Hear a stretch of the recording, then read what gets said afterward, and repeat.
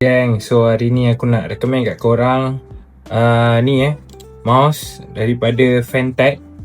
So yang ni model Tento E, ada collaboration dengan One Piece.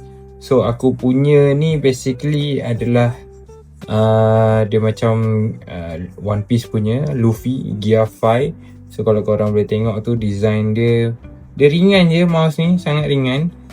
Design dia memang Luffy punya Gear 5 punya mode lah. Dia ada asap-asap macam tu. Lepas tu colour dia punya ni warna ungu Okay, lepas tu cara nak guna dia, dia boleh pakai dongle macam ni. Ni dongle dia, ataupun pakai bluetooth pun boleh. And then this one dia punya kelajuan mouse ni lah. So dia bagi juga ni untuk korang charge mouse ni. Senang je, just macam ni dia charge, dia menyala. So siapa-siapa berminat boleh tekan link kat bawah untuk beli.